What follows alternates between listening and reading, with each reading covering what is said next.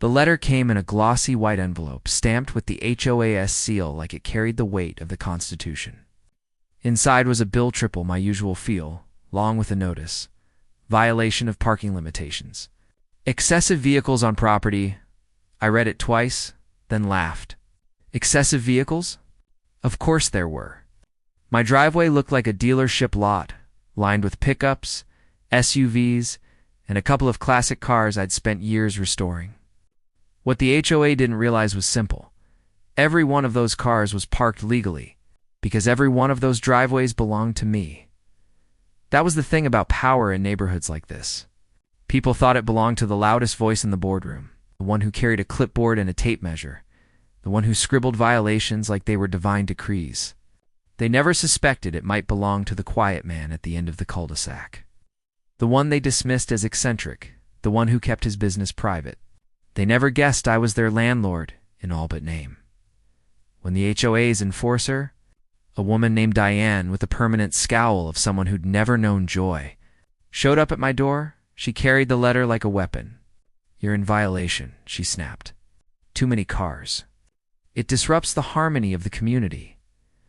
I leaned against the doorframe, arms crossed. "Which cars are you referring to?"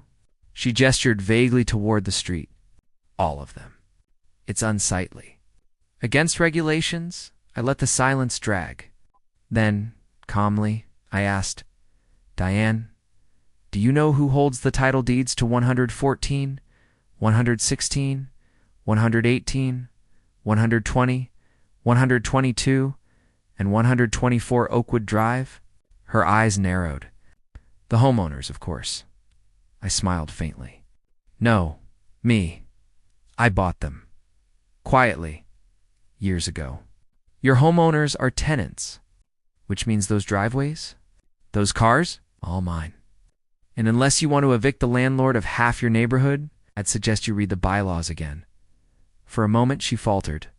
Her jaw opened, then closed like a fish, gasping for air. The clipboard trembled in her hand. She wasn't used to being challenged, much less exposed, but arrogance dies hard. "Even so," she stammered, "the HOA has rules. You can't just, can't I, cut in?" My voice stayed calm, but it carried the weight of iron. The HOA exists at the will of the homeowners.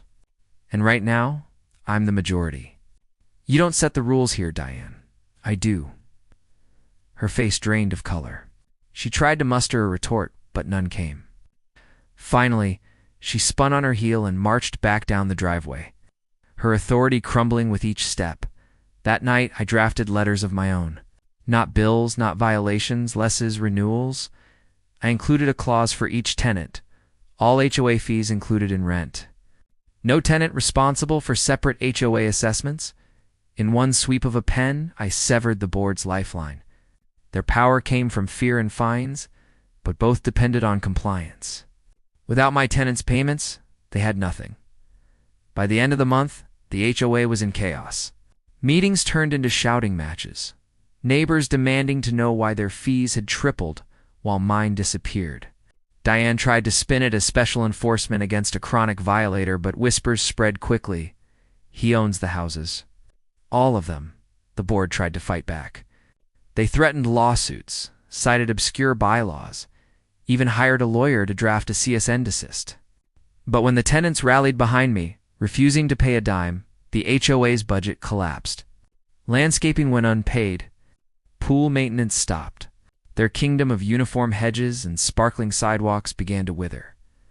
Then came the coup de grace. At the annual election, I walked into the clubhouse with 6 proxy votes in my pocket. Each tenant had signed over their voting rights to me. Diane stood at the podium, eyes blazing, ready to declare herself president for another term. But when the ballots were counted, her smile faltered. 7 votes. All mine. Unanimous. I took the gavel she'd clutched like a scepter for years and tapped it against the wood. "As of tonight," I said, my voice echoing through the stunned room, "this HOA is dissolved.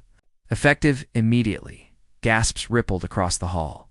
Diane shouted something about legality, about procedures, but I silenced her with a single sentence. "Read your bylaws. Dissolution is permitted by majority ownership, and I am the majority." The room erupted. Tenants cheered. Formerly timid neighbors laughed. Some even clapped. The reign of fear was over, toppled not by rebellion but by revelation. Afterward, as I stepped outside into the cool night air, I heard Diane's voice behind me, shrill with rage. "You can't do this. You'll regret it." I turned slowly, meeting her eyes. "No, Diane. The only thing I regret is not doing it sooner." The HOA had raised my fees for too many cars. They hadn't realized those cars weren't clutter. They were a fleet. A fleet backed by ownership, by quiet power they had never seen coming. And in the end, it wasn't my fees that went up. It was their empire that burned down. Diane didn't vanish after the vote. People like her never do. Power, once tasted, clings to the tongue like poison. Though the HOA was dissolved, she still prowled the neighborhood clipboard in hand, writing infractions that no longer carried meaning. She cornered tenants at their mailboxes, whispered warnings about the downfall of property values, and tried to sow dissent. But without fines to back her threats, her words were nothing but paper in the wind. Still, she was relentless. One morning, a tenant knocked on my door, worried.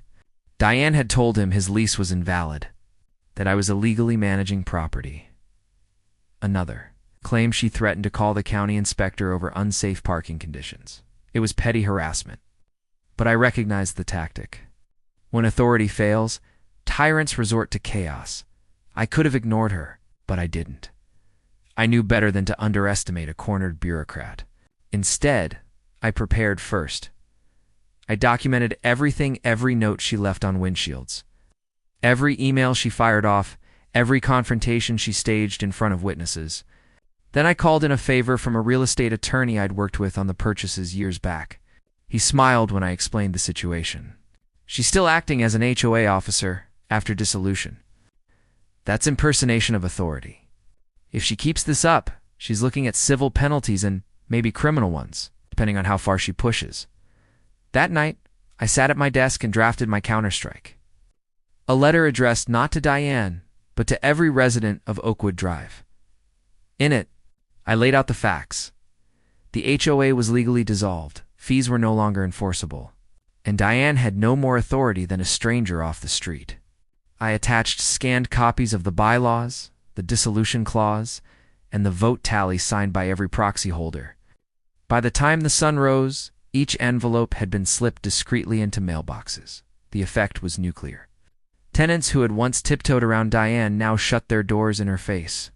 Neighbors she had bullied for years crossed the street rather than listen to her rants. Her empire wasn't just crumbling, it was ridiculed, openly mocked. She had gone from feared president to local pariah in less than a month. But Diane wasn't finished. One afternoon, as I was checking on the landscaping crew, a county vehicle pulled up. Out stepped an inspector, clipboard in hand, flanked by none other than Diane, grinning like a cat who'd caught a canary.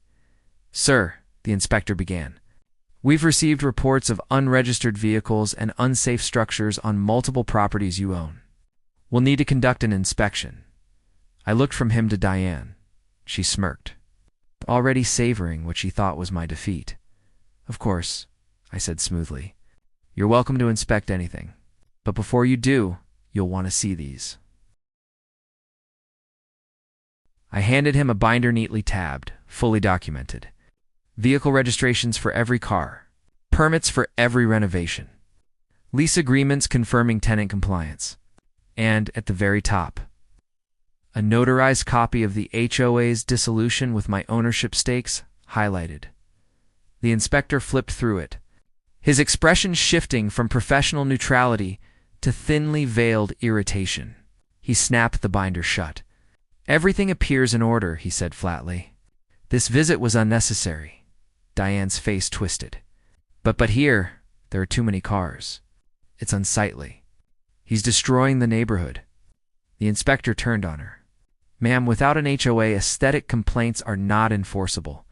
Unless you can cite a county ordinance he's violating, and I see none, this matter is closed." He climbed back into his vehicle and drove off, leaving Diane standing in the dust. I leaned against the fence, arms folded. "You're out of moves, Diane. The game's over." Her eyes blazed, but beneath the fury, I saw it. defeat. For years, she had ruled with fear, her clipboard a weapon, her fines a leash. But now, stripped of authority, she was just another neighbor. A bitter one? Yes, but powerless all the same. In the weeks that followed, peace settled over Oakwood Drive like a long-delayed blessing. Children played in yards without whispered warnings about noise violations. Tenants parked where they pleased, restored their homes without fear of citations, planted gardens that once would have earned fines. Freedom blossomed, small but radiant. One evening, as I stood at the end of the block, watching the sun dip behind the houses I owned, a tenant approached me. "You know," he said, "we used to think you were just eccentric. All those cars, all that privacy. But you saved this neighborhood. You gave us back our homes."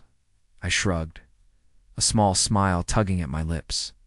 "I didn't save it. I just reminded everyone who really owns it." Diane eventually moved away. She sold her house quietly, without fanfare, slipping out like a shadow at dawn. No one missed her. As for me, I kept my fleet. Pickups, SUVs, classics all, lined up like a statement of permanence. Each one parked not just in my driveway, but in every driveway on the block. A reminder that authority doesn't come from clipboards or fines. It comes from ownership, from patience, from knowing when to reveal your hand. The HOA raised my fees for too many cars. What they didn't realize was simple. I wasn't the one out of compliance. They were, and by the time they understood, their little kingdom was mine.